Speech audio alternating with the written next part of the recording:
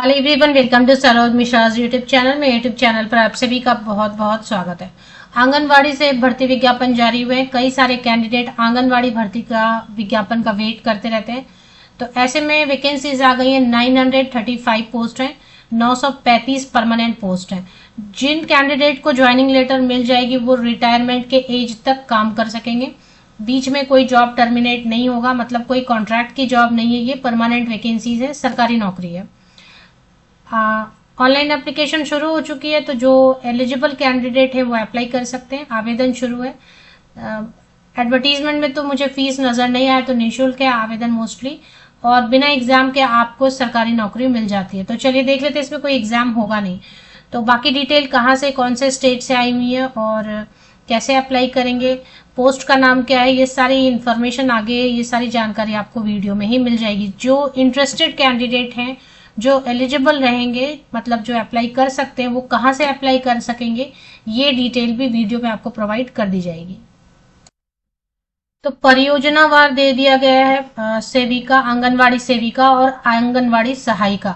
तो आंगनवाड़ी में मोस्टली जो है ना, महिलाओं के लिए अपॉर्चुनिटी रहती है और बहुत अच्छी अपॉर्चुनिटी रहती है, क्योंकि लोकल कैंडिडेट्स को ही जॉब मिलता है इसमें। तो अभी देख लेते हैं कि कहाँ से आई हुई है। इसमें अलग अलग जिले हैं, और पटना जिले का नाम पटना है, और पटना जिले में अलग अलग परियोजना है। तो अलग अलग परियोजना में टोटल मिलाकर अगर आप देखेंगे तो सहायिका और सेविका मिला के 700 एंड 235 935 टोटल 935 वैकेंसीज हैं। तो पटना जिले से, पटना बिहार में है, बिहार की राजधानी है, पटना से वैकेंसीज आई हुई हैं। अब इसमें अप्लाई कैसे कर सकते हैं?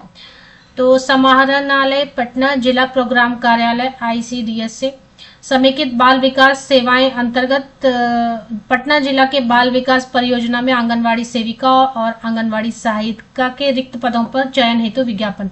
विज्ञापन संख्या है 10/2024। इसमें इच्छुक महिलाएं ऑनलाइन आवेदन कर सकती हैं। और एलिजिबिलिटी इसमें लिख दिया गया है, क्या है, सैलरी नहीं लिखा गया, लेकिन अब तक जो दे रहे हैं। तो देखिए, patna.nic.in पर एडवर्टीजमेंट मिल जाती है, और ये लंबा सा इन्होंने जो है ना URL दिया हुआ है, इस पे जाके अप्लाई करना रहेगा। तो ये वेबसाइट जिसपे एप्लीकेशन पोर्टल है वो भी देखेंगे एक बार। पहले अर्हता देख लेते हैं, मतलब क्या मांग रहे हैं, शैक्षणिक योग्यता, क्वालिफिकेशन क्या मांग रहे हैं। न्यूनतम शैक्षणिक योग्यता मान्यता प्राप्त शैक्षणिक संस्थान से इंटर 12वीं अथवा समकक्ष। तो इंटर, जूनियर कॉलेज, 12वीं, जो भी आप बुलाएं। आर्ट्स, साइंस, कॉमर्स, सब्जेक्ट से कोई प्रॉब्लम नहीं है, प्रतिशत अंकों का भी प्रॉब्लम नहीं है। दोनों पोस्ट के लिए, सेविका और सहायिका दोनों पोस्ट के लिए 12वीं पास होना होगा। सभी पदवार समर्पित आवेदनों में सर्वोच्च शैक्षणिक योग्यता वाले अभ्यर्थी का चयन सेविका या सहायिका पद पर किया जाएगा। तो इसमें देखिए, कोई एग्जाम होगा नहीं। मेरिट लिस्ट बनाएंगे, मेधा सूची बनाई जाएगी, जिसमें कि अंकों का इस्तेमाल करेंगे, मतलब आपके जो भी मार्क्स हैं 12th में, उसको यूज करके मेरिट लिस्ट बनाएंगे और उसके बेसिस पर ही सिलेक्ट करेंगे। एग्जाम वगैरह कुछ भी नहीं होगा। 18 न्यूनतम आयु तो 18 होनी चाहिए, वैसे भी 12th पास हो गया तो 18 ईयर्स हो जाते हैं।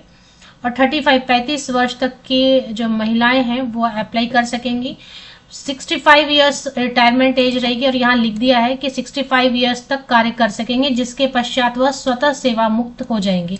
जैसे ही आपकी जो है ना ऑफिशियल जो डॉक्यूमेंट है उस पर एज आपकी 65 साल हो जाती है, तो तब तक जॉब रहेगी। और अभी अप्लाई करने के लिए आपकी उम्र सीमा 35 वर्ष है। मैट्रिक का 10th का सर्टिफिकेट देख लें, उसमें पासिंग सर्टिफिकेट में आपका क्या डेट ऑफ बर्थ है, उसके हिसाब से 35 वर्ष या कम उम्र की महिलाएं आवेदन कर पाएंगी। ऐसी महिलाएं जो उसी वार्ड, जो वार्ड वहां पे लिखा है ना परियोजना, उसी वार्ड की जो महिलाएं हैं, 12वीं पास है, 35 वर्ष या उससे कम उम्र की हैं, वो अप्लाई कर सकेंगे। एक बार फिर से रिपीट कर देती हूँ, पटना जिले के अंतर्गत अलग अलग परियोजना का नाम दिया हुआ है सहायिका एंड सेविका पोस्ट के लिए, तो उसी वार्ड, उसी परियोजना से होना चाहिए।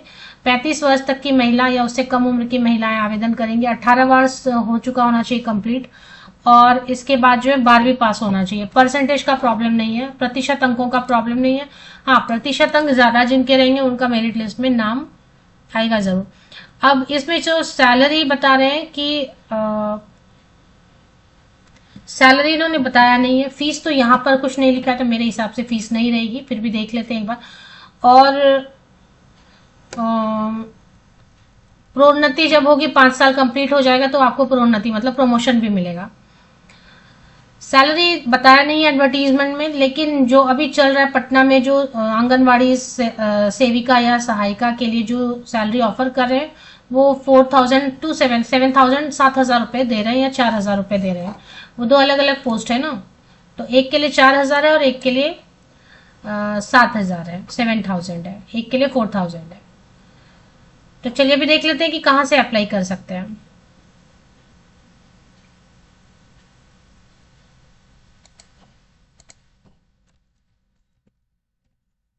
आंगनवाड़ी सेविका सहायिका के पद हेतु आवेदन पत्र, तो यह लिंक है, यहाँ पर आप click here to register. Form को भरने के लिए पंजीकरण करना आवश्यक है, तो पहले तो यहाँ पर आप रजिस्टर करेंगे और रजिस्टर करने के बाद धीरे धीरे आपको खुद समझ में आने लगेगा।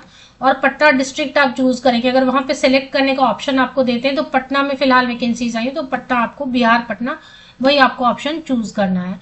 विज्ञापन देखने के लिए यहाँ पर क्लिक करें तो देखते हैं, यहाँ पर क्लिक करके देख सकते हैं। यहाँ पर पटना में ही अभी इसके पहले लखीसराय में बेगूसराय में आ गई है वैकेंसीज और डेट जस्ट ओवर हो गई है, तो अभी बचा हुआ है सिर्फ पटना आंगनवाड़ी सेविका और आंगनवाड़ी सहायिका। तो यहाँ से विवरण देखेंगे और यहाँ से रजिस्ट्रेशन करके आप ऑनलाइन एप्लीकेशन कर सकते हैं। लिंक के लिए इसी यूट्यूब वीडियो के डिस्क्रिप्शन बॉक्स को नीचे तक स्क्रॉल डाउन करके चेक कर ले, लिंक आपको मिल जाएगी। एक बार चलिए देख लेते हैं रजिस्ट्रेशन की क्या प्रोसेस है।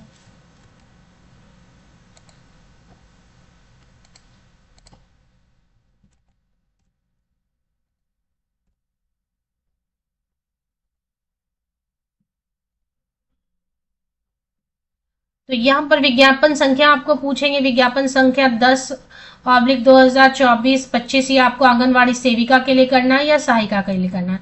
आवेदित पद का नाम फिर वैसे ही आपको देना है, सहायिका या सेविका। आवेदिका का नाम, आपका खुद का नाम लिखना है, यहाँ पर नेम ऑफ एप्लीकेंट इंग्लिश में लिख सकते हैं। डू नॉट यूज अपने नाम में मिस्टर, मिसेस, श्री, श्रीमती ये सब नहीं लिखना, सादा आपका नाम लिखना है। फिर जन्म तिथि के लिए यहाँ पर दिया हुआ इन्होंने, यहाँ से आपको ले लेना है। आयु गणना हो जाएगी उसी से। इसके बाद ईमेल आईडी आपको देना है। तो जितने भी रेड एस्ट्रिक है ना, जितने भी रेड एस्ट्रिक है ऐसे जैसे लाल लाल यहाँ पर स्टार जैसा मार्क बना हुआ है, ये वाले कॉलम आपको फिल करने ही होंगे और इनको फिल किए बिना आप आगे नहीं बढ़ सकते। बाकी जिसमें स्टार मार्क नहीं है, रेड स्टार नहीं है, उसको नहीं भी भरा उस कॉलम को तो चलेगा, हालांकि सभी में लगभग लगभग रेड स्टार है। तो ये सारे फॉर्म, आधार संख्या आपको आधार कार्ड रेडी रखना होगा। पंचायत या निकाय, नगर निकाय इसमें आपको फिल करना है। वार्ड कौन सा है वो आपको फिल करना है। मैं अपनी पहचान स्थापित करने के लिए आधार आधारित प्रमाणीकरण हेतु अपना आधार नंबर प्रदान करने के लिए सहमत हूँ। ये करके आपको इस पर टिक करके रजिस्टर करना होगा। ये अभी सिर्फ रजिस्टर होगा, इतना सारा जो इतनी सारी इंफॉर्मेशन आप भरेंगे तो रजिस्टर होगा। रजिस्टर करने के बाद फिर से फॉर्म भरने का पूरा प्रोसेस शुरू हो जाएगा। तो मोस्टली मुझे लगता है कि इससे आपका फॉर्म भर जाएगा इजीली। ये लिंक मैं आपको प्रोवाइड कर देती हूँ जिससे आप फॉर्म भर सकते हैं, और एक लिंक मिलेगी जहां पर एडवर्टीजमेंट आप देख सकेंगे। तो आपको दो अलग अलग लिंक मिल जाएंगे जहां से रजिस्टर करके अप्लाई करना है और दूसरा लिंक विज्ञापन देखने के लिए। तो इसी यूट्यूब वीडियो के डिस्क्रिप्शन बॉक्स को नीचे तक स्क्रॉल डाउन करके चेक कर ले, लिंक आपको मिलेगी।